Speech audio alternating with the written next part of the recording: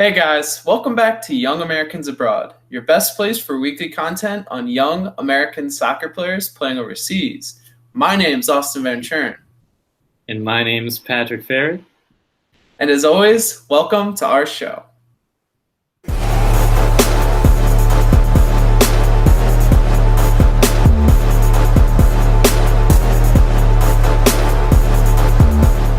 So guys, the season's winding down, but we got another quality episode to bring to you today. And we want to talk about one final game for soon-to-be Blue. And another young American single-handedly helping his club avoid relegation for the moment. And also, the USMNT get another dynamic winger off a one-time switch. All that and more in our episode today. So to start our episode today, guys, we want to talk about Christian Pulisic, who played his final game for Dortmund this weekend and played all 90 minutes in that game and also had an assist. And it was a very good game from him once again. It was really good to see him go out on top, Pat, with Dortmund, even though they didn't win the Bundesliga title, because, Bayern took care of business on their end, even though Dortmund took care of business this weekend. But yeah, unfortunately, that was the case, Austin. It seemed like a little glimmer of hope for Dortmund, but in the end, Bayern kind of got it together there. Yeah, robbery was just a little too strong on that final day. Yeah, it was a little tough to swallow for these us Dortmund fans. Us, we've seen Ribery and Robin score a lot of goals in the past few years, so that was a tough pill to swallow. But thank goodness they'll both be gone next year. Yeah. Hey, at least Pulisic isn't going to Bayern, so that's very true. That is very true. I agree with you. So in this game, Christian had an assist on Dortmund's second goal. It was a nice little ball he received in the box that he crossed, to the left to Jadon Sancho. Perfect play, perfect pass. Great vision from him and good, confidence just playing that ball in first time or, in a quick manner. So, like I said, Dortmund won the game 2-0 against Gladbach. Very good performance from them. It's just a shame that they couldn't capitalize on some of these other chances at the end of the year to really, get the points they needed to overtake Bayern and like we said, win the title.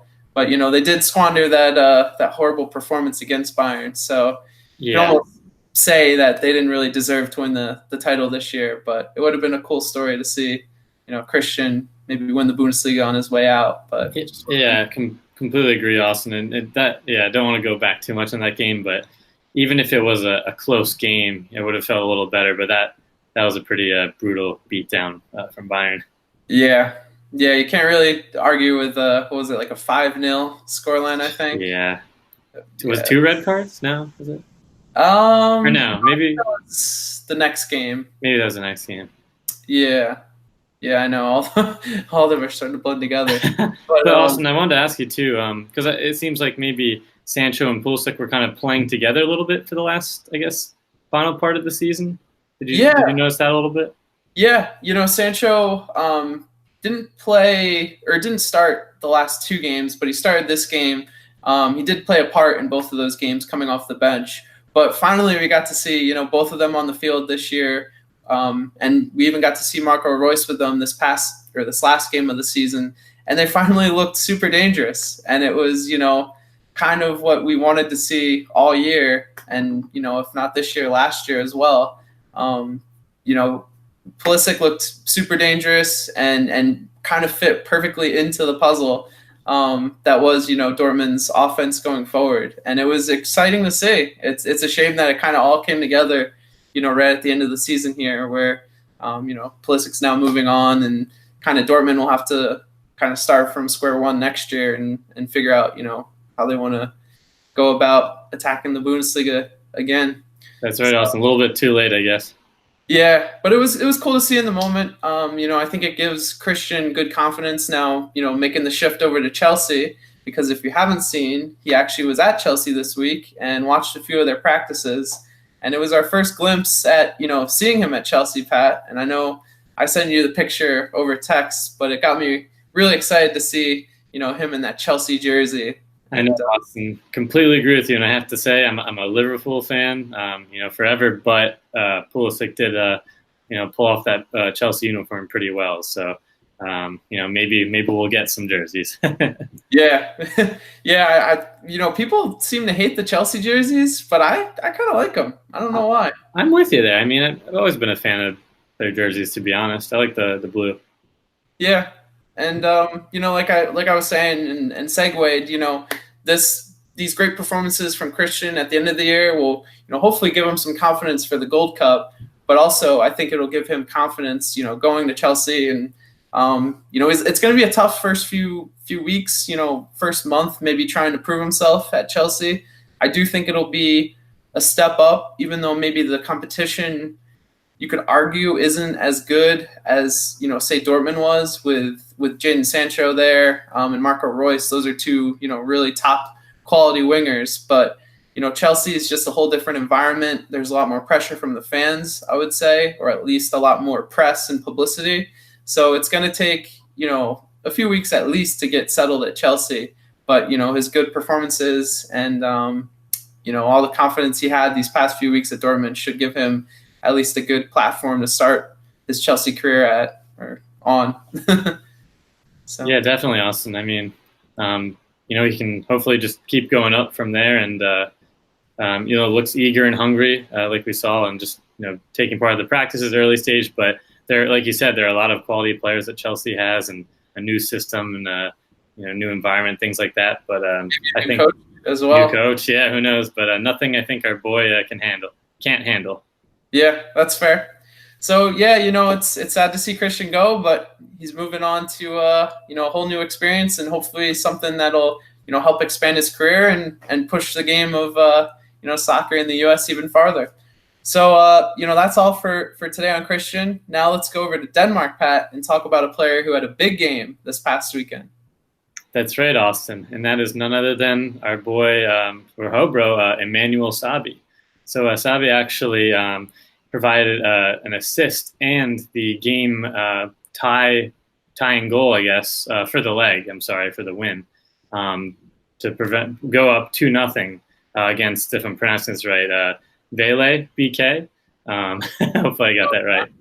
But just want to highlight that these were really crucial moments in the game, just because they were down 1-0 the first leg and they won 2-0 in this game. So that's great news for them. And just to describe the assist, Austin, I think it happened around the early part of the half, maybe in the 30th minute or something like that. Emmanuel actually was kind of on the right wing and had some nice shifty moves and cut into the inside, right into towards the 18 in the center of the pitch, and laid it off to Bito Hammershoy Misrati, who one-timed it beautifully, upper 90s, just a rocket, Austin, right into the back of the net. Nice. Yeah, that's huge for them. I think he scored the goal as well to win the game off, what was it, a corner?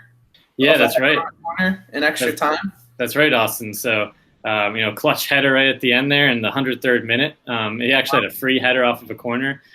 So maybe it was bad marking, but hey, he took advantage of the opportunity and, helped his team survive relegation for now, at least. Their opponents to be decided, but if they win this next leg, they'll be good, and they'll be free to stay in the Danish Superliga, Austin. And it was nice to see him celebrate with his teammates, as well as another young Yad that we've mentioned on the show, Christian Pulisic. So great to see those two.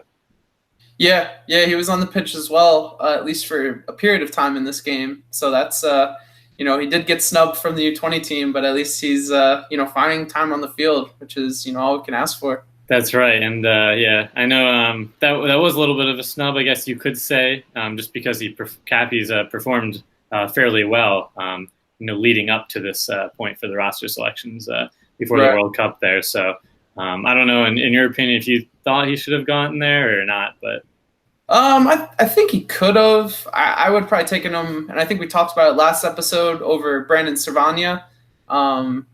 So I think that would have been a pretty like-for-like switch, and I think he would have excelled if called upon at this U20 World Cup. But hey, Tab's in the driver's seat, and I still think it's a really good team that he's bringing.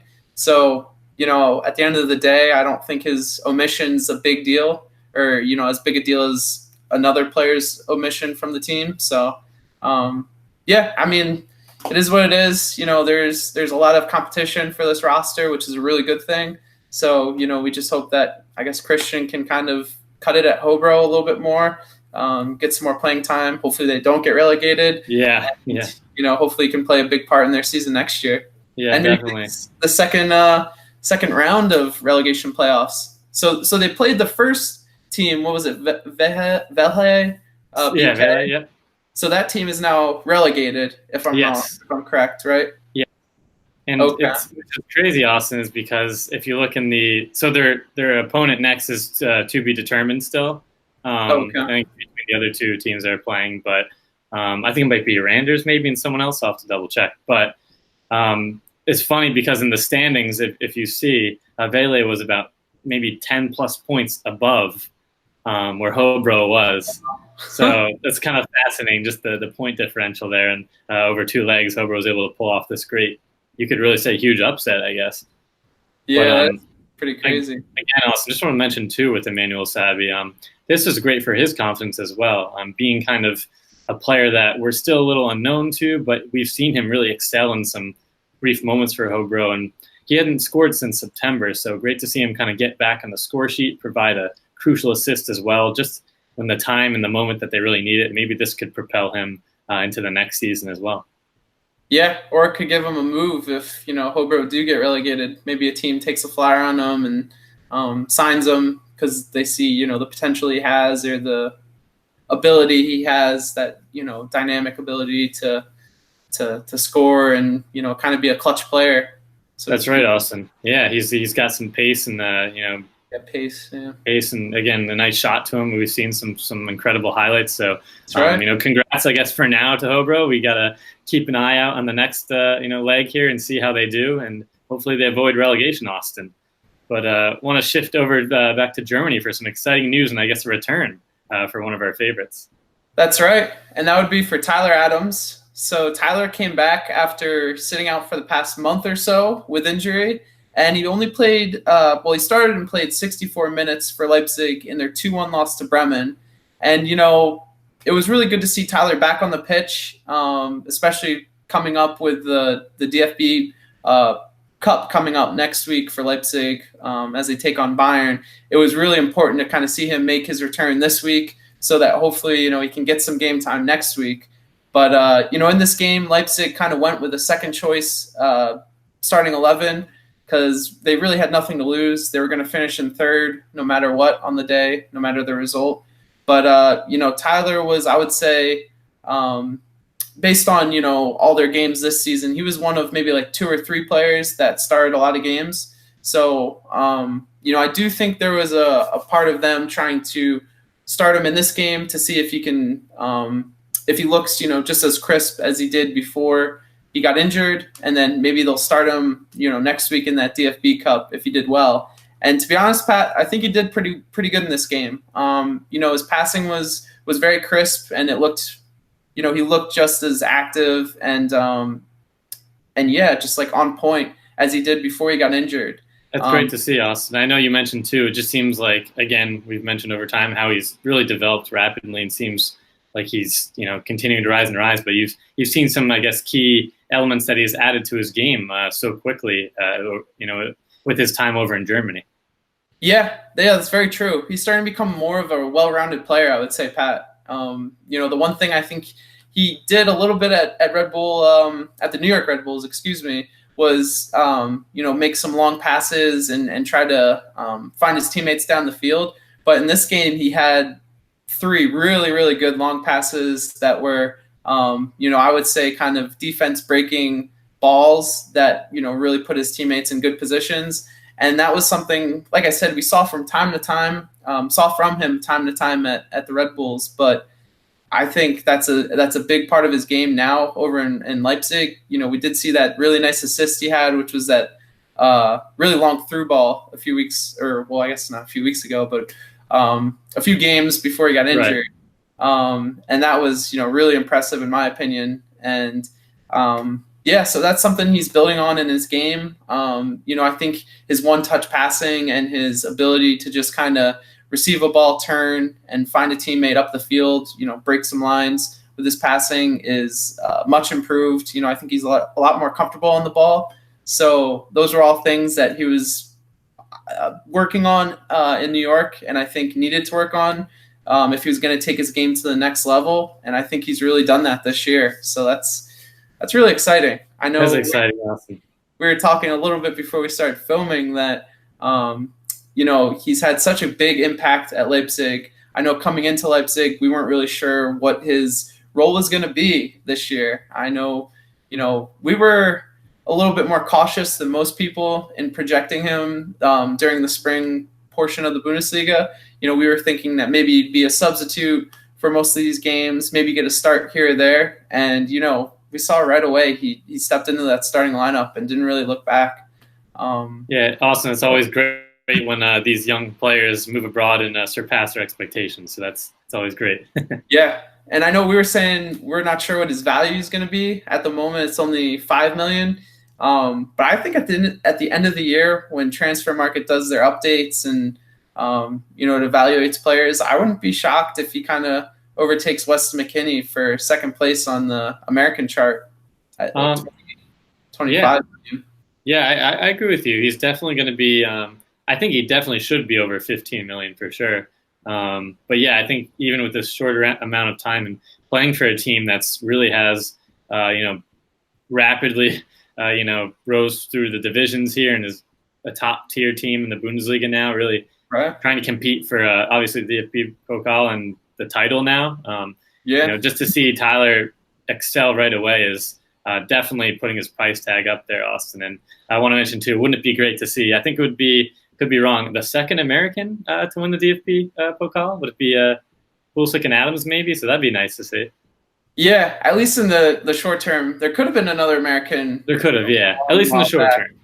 But Christian won it, I think, in 2017, I want to say. It might have been the 2016-17 season. I don't think it was last year. Yeah, well, last year was 2018. So yeah. So I think it was like 2 years ago. So yeah, I mean, he has the opportunity to win it, and Leipzig have the opportunity to win their first major trophy.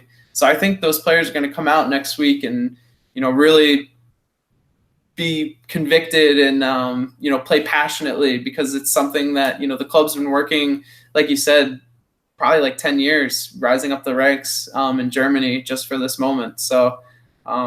I think Tyler, based on his play this weekend, he did look a little rusty, kind of defensively trying to put a foot in on tackles. He was a little late at times, but I do think Leipzig wanted to start him in that game to see where he was at and if he could go, and make an impact. And I do think he made an impact in the game. So Pat, I think we could see Tyler Adams next week, whether that's in a substitute role or even start. I do think I think he should be, in the 18 at least, and I think he could play a big role in the game next weekend. 100% agree with you, Austin. Definitely the 18, and again, I wouldn't be surprised if he started. Maybe this is just kind of a game to see how his fitness was and things like that, and just because he's such a crucial part of the team, at least for the second half of the season. Yeah, I mean, they've gotten results every time he's on the field, so hey, you can't really argue with that. Not at all, Austin. Maybe we could see a DFB Pokal and a U.S. Gold Cup, so it could be the summer of Tyler. That would be nice. Yeah, get some hardware. Tim Wayne's got some hardware this year too. So That's right. So that's all for Tyler Adams today. Now let's move over to a player who we're starting to get to know a little bit more. But, Pat, who would that be? And tell us why we should get to know him more. That's right. You guys should all pay attention and remember the name. That is Tyler Boyd. So I want to mention on this past Saturday, U.S. Soccer officially confirmed that FIFA had approved the one-time switch for Boyd because he was a dual citizen of New Zealand and U.S. So he switched over to the U.S. So congrats, Tyler. Welcome to the red, white, and blue. Yeah, it's really exciting to have him, make that switch. To be honest, I wasn't really expecting it. So to have U.S. Soccer come out and boldly, announce it and make a big deal about it, which I think is a good thing. That took me by surprise, but I'm all for it. I'm all for it as well, Austin. It just, it seems like they're really, keeping all eyes and ears out in these different leagues and picking up on dual nats very quickly, and because Boyd has been rounding into great form, and yeah, I mean I think he has, like I mentioned, a quick stat here. So he's only played I think his 14th game for his club here, Ankaragucu, if I'm saying that right. And that's in Turkey. That's right, in Turkey, in the Turkish Super League, so the first division there, and he has I think it's 6 goals and 4 assists in just 14 games. So since his loan move in January from his original club, which is Vitória in Portugal. So he's having a fantastic season on loan here. He's still a young striker, kind of right wing, can play on that side as well. And yeah, I mean, Austin, I think this just seems like a really good fit, and it makes a lot of sense from U.S. soccer. Yeah, I mean, right now our player pool at the wing is very, very limited. So, any other options we can kind of trot out there and see what they can do, I think is a good idea. So yeah, I'm all for Tyler. Yeah, the red, white, and blue. All for it, Austin. And just want to mention one key piece as well to the switch here, as to I guess why. Just for more explanation for you viewers. So because he represented New Zealand in official youth competitions, that's kind of why I had to submit an application to FIFA and file that one-time switch, just to clear that up as well. Oh, okay. And I think he did play for the senior national team in a few games, but it wasn't like cap-tied games. Exactly. So yeah, it wasn't cap-tied games, but he did feature in a few games there. Okay. So yeah, I mean, this is great news, and also just want to mention he had some exciting news over the weekend, this past weekend as well, as he scored, like I said, his 6th of the season in a 3-1 win against Silvaspor. So in the 34th minute he scored, and so I mean, what perfect timing to score as he files for that one-time switch as well. All that was happening from this weekend, so I can't wait to see. Hopefully he continues performing very well, and kind of see where he ends up after this loan move, if he stays in Portugal or whatnot. But it'd be great to see him maybe at least give or perform at some of the camps if he's invited with Greg Berhalter, and see what he has and see what his ability is on the national team level. Yeah, and it looks like just from his highlight videos, he's a hard worker and someone who, if given an opportunity, will kind of try to take advantage of it, make the most of it. So I'm exactly awesome. Yeah, very excited too. And I know we mentioned too, the Turkish Super League it's high in the UEFA coefficient, but honestly, games are kind of hard to come by. So like you said, we've seen some highlight videos, done some research, but not full game footage. As for say watching his team here. So it'd be great to kind of see him with the US. Yeah, very true. Good point there. Right, but I think that's all for Tyler Boyd. But again, just want to say congrats and welcome to the red, white, and blue again. And so good stuff there. And want to go back, Austin, over to Germany for another exciting player who plays every position. That's right, and that would be Weston McKennie, who played 90 minutes this weekend for Schalke in their 0-0 draw with Stuttgart. So, in this game, he played center back yet again, and he looked pretty good, I'm going to be honest. I think this was his most complete game at center back. He did get forward a lot more in this game, which I was, a big fan of. I really like to see from him, and he was dangerous going forward. So, again, like we've said in the past few episodes, we don't anticipate this switch being permanent. So, we don't want to analyze it too much, but like we said, he can kind of step into, any of these roles and excel. So that's really, positive to see and exciting. But, Schalke still didn't get the win on the day. They got the draw against the team that's in the relegation playoff position. So not the best result, but, Schalke's season is now officially done for this season. So I think that's music to their ears. It's strange too, because again, Champions League wise, fantastic run they had. Great for exposure in Europe, but man, Bundesliga they got kind of killed there, and it'll be interesting to see where they go. Yeah, very good point. They did get killed by Bad City at the end of that Champions League run, which was that's true. Brutal. That's true. But they did make it out of their group, which was a pretty big accomplishment at the time. So they won't be in Champions League next year. So no, they won't, Austin. Another 2 years or so, another year plus. But curious too, I wanted to ask you, I guess, with McKennie playing center back more, his ability to get forward, did that happen, I guess, kind of frequently there? Or would, I guess, a few players maybe fall back as he kind of accelerate more maybe into a midfield role for a second and then kind of drop back to center back? I was just kind of curious, I guess, how that worked. Maybe it was more of like a Sergio Ramos darting forward occasionally or whatnot. No, it was kind of like that Sergio Ramos starting forward. He kind of just took it upon himself to, like, the opportunity kind of presented himself with him beating a player, and he was close to the midline, so he had some space. He just kept dribbling up the field.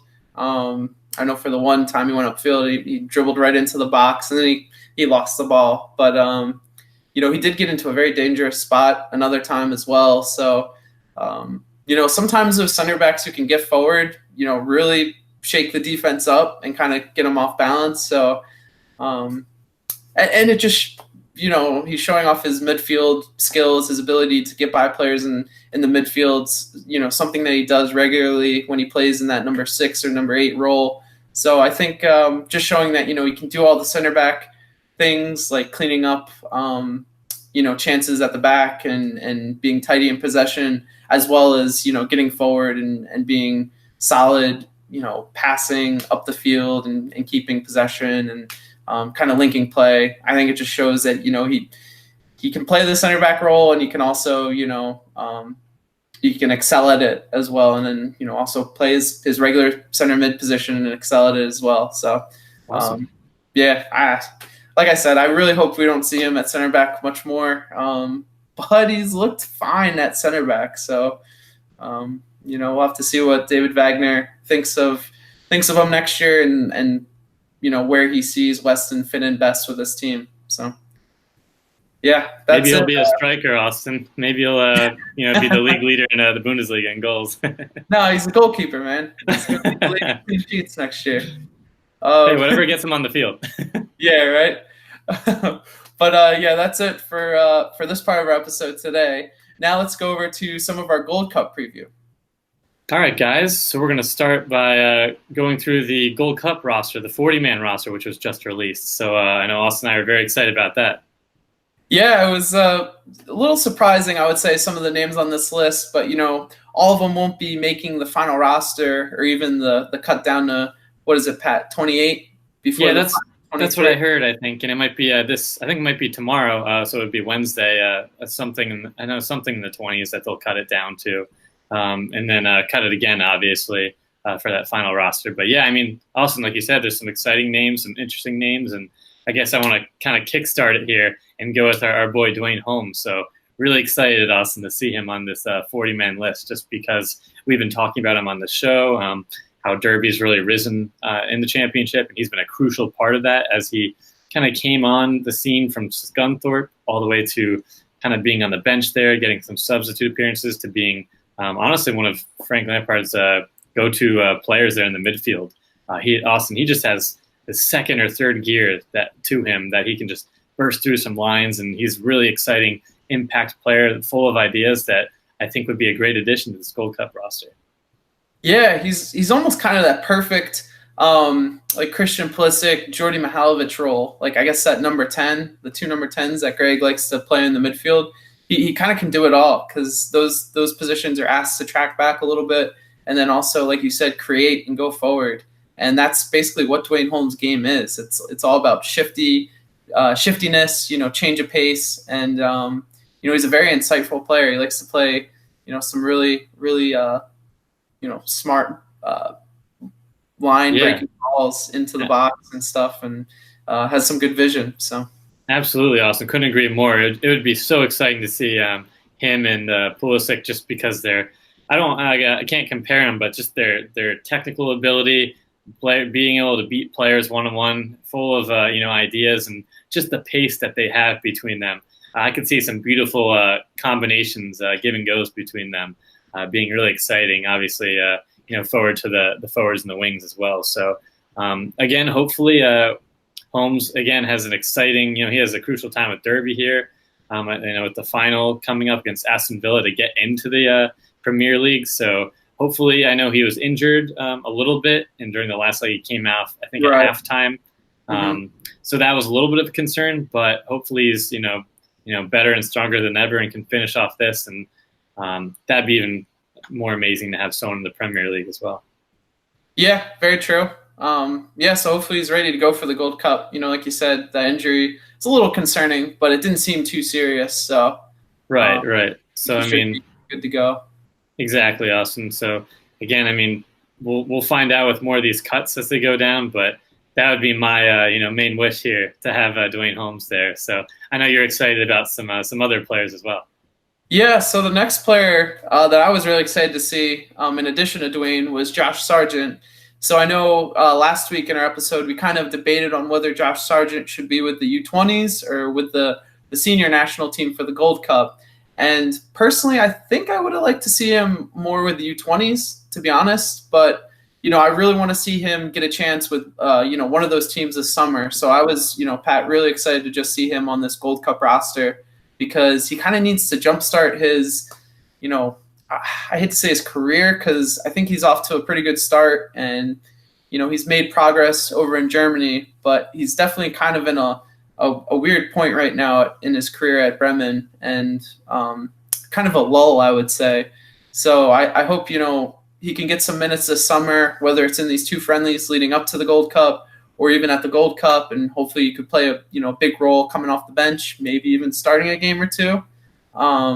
So yeah, I was really excited to see Josh, because I think he's our next striker. He's got to be. So yeah, and also just to follow up that thought you just said there, the next striker, I think that's the key point. And we've seen, I think, Berhalter and a lot of the other, just U.S. soccer as well, just in general, saying Sargent's he's been invited to a lot of these camps, playing a lot of games, friendlies, and just being around the U.S. Senior team seems to be kind of the trend with Sargent, as they're kind of grooming him, I guess, to be that next big guy, and even just to get a spot there and stay under the wings of some of our other more senior strikers. And whether he does feature, that'd be obviously fantastic, and start just to be part of this tournament, I think would be really beneficial to him. So I mean, again, I could see the argument for the U20s too, but I also see maybe being around the senior team more and getting another season, because I know sometimes it does take some time, I guess, to adjust to different leagues, and don't want to be this biased Liverpool fan and compare it, but even a star like Naby Keita had a really, really rough start at Anfield, and right until the end was able to make an impact. But again, don't want to make it all Liverpool, but there are some cases where hopefully Sargent will really succeed and thrive next year in Germany. Yeah, and his situation is going to change a little bit next year with some players leaving Bremen in the front line. So, we'll have to see, what next year holds. But for right now, we can be excited to see him this summer. And I think he'll make that 23-man roster. At least I would hope. So, I think so too, Austin. So I know, Pat, maybe you want to go along with the next player that you were really excited to see when you first saw this roster. That's right, Austin. I'm all about these dynamic, pacey kind of midfielders or wingers, and one of those attackers is Jonathan Amon from Nordsjælland, who again is mentioned heavily on this show when he's not injured. So great to see him, because I know we were both kind of thinking maybe the U20s. I know we had some thoughts on that. Yeah, and we did hear something about his club not really wanting to release him for that tournament. So we don't know if that's the main reason why he's not with the U20s, or if maybe, Greg Berhalter sees something in him since he came back from injury and thinks that he's a full senior national team player. So, we're only speculating, I guess, with the reason why he's not with the U20s. But, he's been scoring goals, the past two games he's played for Nordsjælland. So that's right, Austin. He's kind of come back from injury and has really sees the opportunities there. And that's a good point to mention too, in terms of his club being a little wary to release him. With their current status, I guess still I guess shuffling for spaces, even though it's kind of very spread out in the Danish Super League there and the Championship bracket section there. So great to see him, Austin, again called up to this 40-man roster, and we saw some bright moments in that really small sample size of the one game that he featured. I think he was back in the fall, and he had a few really.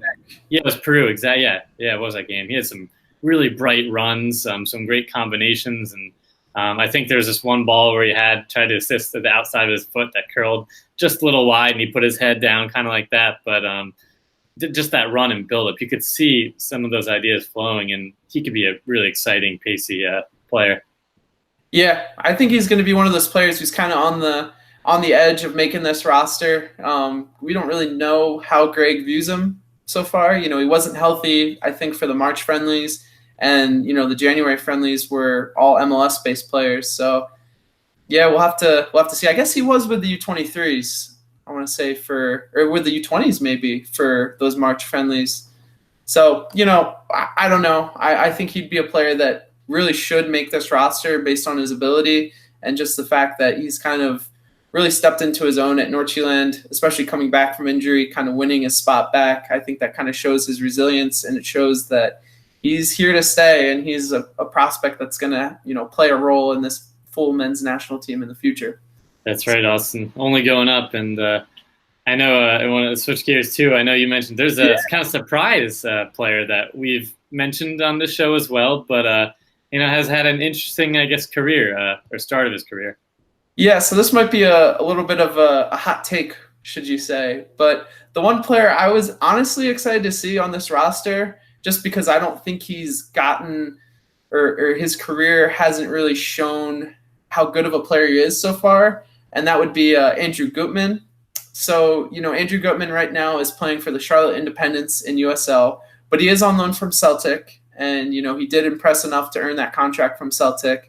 He's a player that just graduated from Indiana University, or at least came out from Indiana University. I'm not sure if he was a senior or not, but, he's a player who did really well in college. I believe was either the college defender of the year or the college player of the year. Yep. So, that's pretty high praise even nowadays. Especially from an outside back, Austin.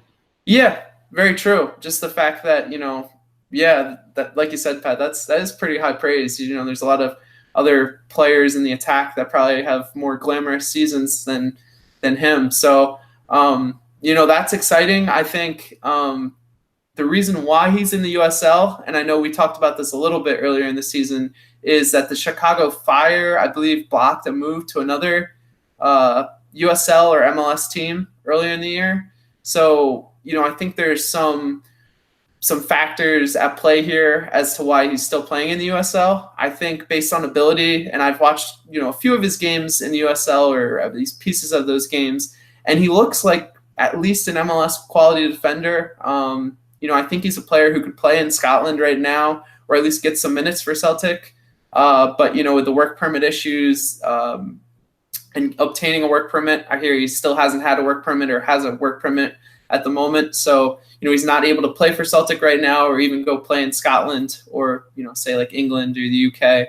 So I think that's kind of the reason why he's in America. And then with, the Chicago Fire kind of blocking his options, I think the MLS was never really an option. I don't think he could play there because I don't think the Chicago Fire would let him, as crazy as that sounds. It's a brutal and unfortunate situation, but it does sound like that. And at least he's killing it in the USL, Austin. Yeah, and I think getting him into a camp would kind of give him an opportunity to show what his talent is. Show some people. I think he's a player that unfairly has.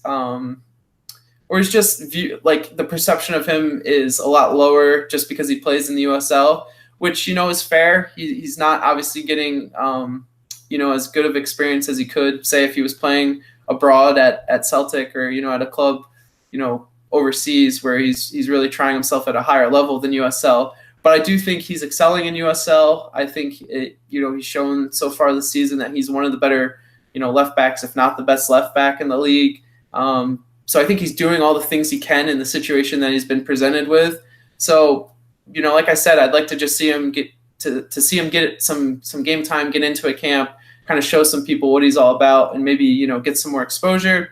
And then, getting called up to a Gold Cup would hopefully help him get that work permit, or that's what I hear on Twitter. I hear that would add to his case. I'm not exactly sure how that adds, but, if it helps him get a work permit and helps him get over to Scotland quicker, then I'm all for it.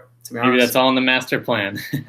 Yeah. Hey, maybe that's why Greg's calling him up. I don't know. Maybe. And I know quickly want to mention too, because I've seen some highlight videos from him as well. And even back to his time at Indiana, he's, a really exciting outside back, being able to kind of go forward, create for others, even score. He plays with high intensity too. He's like a very, he reminds me of like a player who would play for the men's national team in the early 2000s. Like he kind of plays with that same grit and desire that those players have. So that's true. Really, like, it stood out to me. It made me like really see, oh, this guy might have like what it takes to succeed at the next level. And would it be like an early kind of, maybe I'm in the wrong time, but the Boca Negra, maybe an outside back to complement him? Maybe, yeah. I mean, Boca Negra played in Scotland as well, so. Yeah. But I mean that's awesome. And we'll see, I guess, what happens with Andrew. But maybe that is the reason that Greg's calling him up in terms of the work permit. But again, a really promising player, Austin. Yeah. I don't know if we're gonna see him. I really have no idea. I would love to see him in that 28, and hopefully, that 28 will play in those two friendly games that are coming up before the Gold Cup. I think that would be a perfect opportunity for him. If he gets some game time and impresses, maybe he makes the Gold Cup roster. If not, then it's on to the next. It's on to the 23 for all the other players, and then on to the Gold Cup, and maybe he'll get an opportunity somewhere down the road. So I know, Pat, we talked about a player recently earlier in the episode. Do you have, I guess, one more that you were really excited to see on this roster? That's right. And we mentioned him before, and that is Tyler Boyd. I guess just want to highlight the first point is having that one-time switch. That's a really big decision because, like we mentioned, Austin, he could be a big-time or a pretty crucial player for New Zealand. And being in, I think it's the Oceania region, I think it might be called, for World Cup qualifying. And they're pretty much, them in Australia are usually, those World Cup teams, and they would be competing in World Cups. He'd be a very big player for them, and just to come over to the U.S., I think that's telling. And he's being on this 40-man roster at least. We'll find out more what the cuts go on, but I think this could be a good indication and a great player that Greg could add to the attacking arsenal. Yeah, you'd almost have to think he's on this roster. He made the switch because he's going to be on the the Gold Cup roster. You'd have to think that, Pat. I don't know. What do you think? Yeah, definitely. I mean, I think that's the first and the logical thought there. I think he should, has a really valid case because, like we mentioned before, his goals and assists at this rate, I think playing for like 14 games for his loan club in Turkey speaks alone to his, his performances and quality. And you can kind of see he has, like we mentioned with some other players, that tenacity and that kind of passion when he's playing. And I think that would really add a different element or kind of, sharpen that attack, I guess. Sometimes that toothless attack, you could say, that we have. Yeah.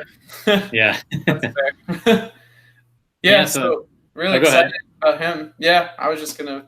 Yeah, I'm really excited to see him. I think we will see him at some point, and we'll let you guys know about him.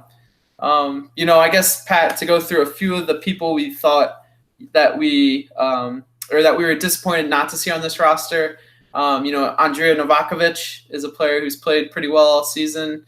I know that was a player that we thought could have deserved a look on this 40-man roster. Yeah, definitely the 40, Austin. I was a little disappointed just because Novakovic we've talked about and highlighted some of his success. Again, I think the biggest thing for him would be maybe a full season, no injuries, and being able to produce like he has in the small times that he's been healthy and available. Maybe a higher up team, I guess, whether that's in the Netherlands or back in the championship. But yeah, a little disappointed, Austin, in that outcome. Yeah, and then also Eric Palmer-Brown, but we kind of understand that one. He's playing at the moment for NAC Breda, who I think just got relegated. So he's not playing at a super high level, and he's been very inconsistent. He's had some really good games this year, but he's also had some really bad games. So I don't think that one's as surprising as a omission from the squad as Andrea Novakovic is. Yeah, and then completely Andrew, agree, Austin. Yeah, and then Andrew Wooten was a player that I've been following for my account, Bund Americans, over in Germany. He's been playing really well in the 2 Bundesliga. I believe he finished the season with 17 goals. So, that's, I think, at the moment our highest goal scorer, for this season. I know MLS is on a different calendar cycle as us. So, that's definitely something. I think there's something to be said for his his goal tally in the 2 Bundesliga this year, but he's just a little bit old. I think he's 29 at the moment, and he is a German American. He's a player that's only been in a few camps in the past, hasn't really expressed too much interest to be a part of this team. So, maybe that's a little harsh on him, but I don't know. I think it would be interesting to see him in a camp. I'm just not sure if maybe the Gold Cup is the right place for him. Maybe we could have given him a few minutes in these friendlies. We're kind of scrambling for strikers at the moment. Bobby Wood's not even on this roster, which I don't think anyone really thought about. But, the dude didn't even play for Hanover the second half of the season. And last year he was one of our strikers that we thought was going to be starting for us. So yeah, definitely also in a strange time in terms of the striker situation. So, again, I see your points with Wooden, but yeah, I don't know. And I think recently as the roster too, isn't Altidore still hurt, or is he kind of coming back? That's what I thought. I thought he was still hurt, but he's on this roster. Yeah. So maybe it's a short-term injury. Maybe he'll be back for the start of the Gold Cup. We'll have to wait and see. It seems like Josie Altidore is always injured, so it is what it is, I guess. But and then some players that were just super bizarre in our opinion. I know Marlon Fossey is a player that has had some excitement about. There's been some exciting things that he's done. He did kind of have a really good preseason for Fulham earlier in the year, but unfortunately got injured and then couldn't go on loan, and Fulham didn't play well, so then he wasn't given the opportunity to get minutes this year. So that was a little bit of a strange inclusion for a senior national team roster. Joe Zhao, great story, him coming back after that terrible knee injury and really working his way back, making a good career for himself. Right now he just got relegated, I guess, from the 2 Bundesliga over in Germany. But, just a player who's pretty passionate, a quick player. I think maybe could provide us with a spark off the bench, but just at the moment, not really probably in that top group of players that we really should be calling up. No disrespect to him. Right, Austin. I think he just never, I guess, after that horrible injury, never kind of got that same groove back. And he, again, like you said, great professional career for himself, but I think he lost a little bit from that injury. Yeah, for sure. And it's a shame, too, because he made his debut for Dortmund, made his debut for the U.S., and looked pretty promising. But just, like we said, that injury just derailed his career. So, that was an interesting player to include in this 40. There might have been a few more, but those were, I guess, the 2 players that stood out to me. I don't know, Pat, do you have any more, to add to this roster? Is there any other players you want to quickly touch on? I don't know. Yeah, I mean, I think you kind of hit the nail on the head on most of them. I think, again, there's some regulars there that we're seeing, and some, players like here, Jordan Morris and some of the other kind of MLS players that we're used to. But I think it's an interesting mix just overall, Austin. I'm really excited to see kind of the next few cuts here and who's going to be participating in the friendlies as the players we've mentioned. I think it'd be awesome to see them included and being able to kind of seize their opportunities before the Gold Cup starts. Yeah, I'm all for Duane Holmes getting a run out here and seeing him in red, white, and blue. So yeah, that's it for this part of our episode. We will probably touch on that I guess the roster when it shrinks to 28 next weekend, next week when we film. We're filming right before I guess it gets announced, so maybe you guys will all know who's on that roster and not, before we post this. But with that being said, we'll look ahead to that, and we're excited for the Gold Cup. So, that's it for this part of our episode. Now let's head over to Quick Kicks. All right, all you viewers, you know what time it is. It's my favorite time. It's Austin's favorite time, and I know it's yours as well. Let's get into it. So it's none other than Quick Kicks. So you could test Dwayne Miller. It's Altidore over the wall, and that one is in! Josie Altidore from a long way out. The opening goal for the United States. So to start off Quick Kicks today, we want to start with Michael Edwards, who started the German U19 semifinal, but unfortunately Wolfsburg's U19s lost on penalties 4-3 to Stuttgart's U19s. It's an unfortunate loss there, Austin. But heading over to the championship, some exciting news. Duane Holmes actually started and played the first 45 before taking off for injury in a 4-2 win for Derby County against Leeds. So they will play Aston Villa this weekend for the championship to get promoted into the Premier League. And Jonathan Amon scored a goal yet again this week, but only played 46 minutes in FC Nordsjælland's 2-2 draw with Odense Bold Club. And heading over to Argentina, Matko Milijevic entered in the 85th minute and a 0-0 draw for Argentinos Juniors in the first leg of the Copa de la Superliga against Boca Juniors. Nice. And Julian Green played all 90 minutes in Greuther Fürth's 2-1 win over FC St. Pauli to end the season. It's awesome, Austin. And heading over to France, Niko Gioacchini actually scored in a 3-2 win for Canes U19s against Paris FC. I want to also note, Nico's actually recently spotted training with the first team. So, another young American making big moves in France. And as always, guys, thanks for watching. Make sure you like this video and subscribe down below. And also, guys, don't forget to check out our social media pages, our Instagram and Twitter. We've been putting out great content.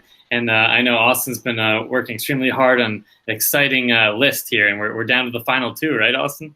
That's right. So it's the top 20 U20 American eligible players. So, like Pat said, we're only down to 2 at the moment. I think the list may be completed before this video is up. So make sure you check it out. Check out the full list once it's out, and give us your feedback. Let us know if you agree with our list, or if there's any players you think should be on it that's not on it. Players who should be higher or lower. Let us know. We'd love to hear your feedback. That's right, Austin. As this amazing list kind of winds down and comes to an end, another thing's kind of beginning with this 40-man provisional roster. We got, this Gold Cup tournament coming up. So I think a few things are going to happen for the U.S. this summer. That's right. This summer we're going to win the U20 World Cup, and then after that we're going to win the Gold Cup, and eventually we're going to win the World Cup.